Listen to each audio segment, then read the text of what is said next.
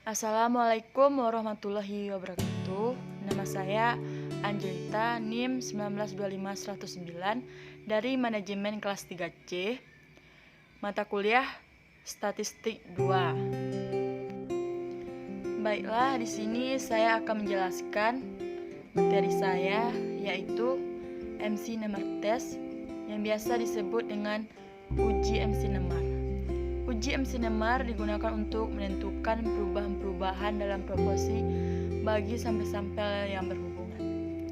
Uji MC Nemar digunakan untuk penelitian yang membandingkan sebelum dan sesudah peristiwa di mana tiap objek digunakan pengontrolan dirinya sendiri. Selanjutnya yaitu pengertian dan penggunaan uji MC Nemar. Yang pertama, datanya berbentuk nominal. Yang kedua, crosstabnya 2x2 yang sering disebut 2 baris 2 kolom. Yang ketiga, rancangan penilaiannya berbentuk pre and post.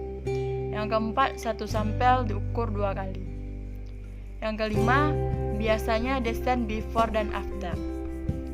Yang keenam, hipotesis penelitian merupakan perbandingan antara nilai sebelum dan sesudah ada perlakuan atau treatment.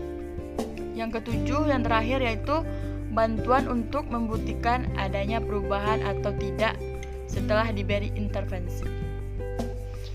Baiklah, selanjutnya yaitu rumus dan langkah pengerjaan dari uji MC Nemar.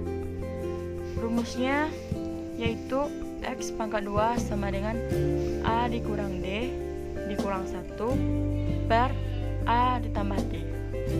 Langkah pengerjaannya adalah yang pertama, tentukan hipotesis. Yang kedua, tentukan nilai kritis chi-square dalam kurung X pangkat 2 berdasarkan tabel distribusi chi-square dengan DF sama dengan 1. Yang ketiga, masukkan data yang telah diobservasi ke dalam tabel kontingensi. Yang keempat, jika total perubahan pilihan pada responden A ditambah D lebih besar dari 10, maka digunakan rumus uji MC Nemar. Yang kelima, bandingkan nilai chi-square hitung dengan chi-square tabel. Keputusan tolak HO jika chi-square hitung lebih besar chi-square tabel. Yang keenam, kesimpulannya. Selanjutnya yaitu contoh soal dari uji MC Nemar. Seorang peneliti ingin mengetahui pengaruh iklan terhadap pembelian alat bantu jalan. Sampel diambil secara random sebanyak 200 pasien.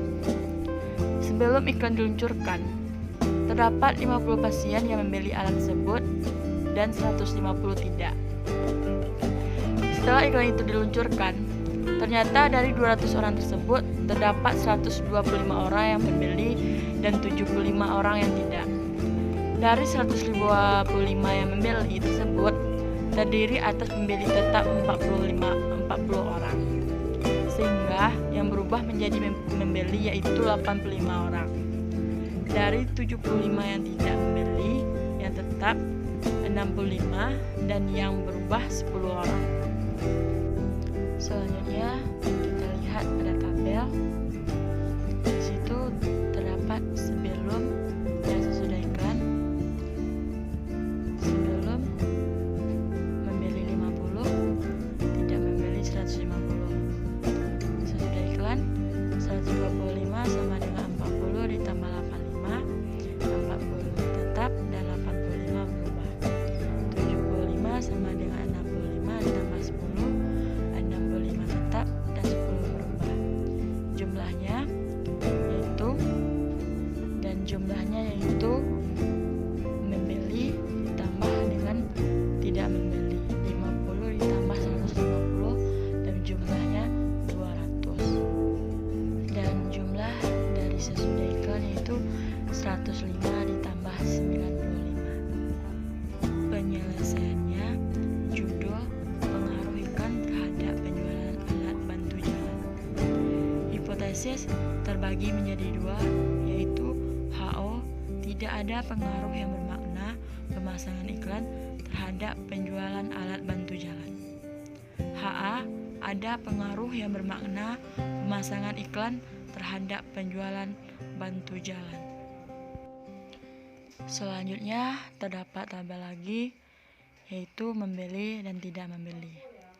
Tidak membeli terdapat angka 85 dan 65, membeli 40 dan 10.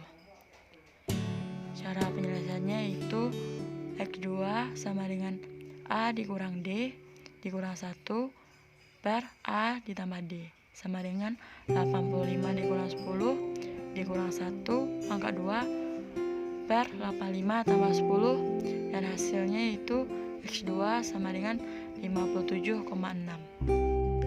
Harga C kuadrat hitung tersebut selanjutnya dibandingkan dengan harga C kuadrat tabel.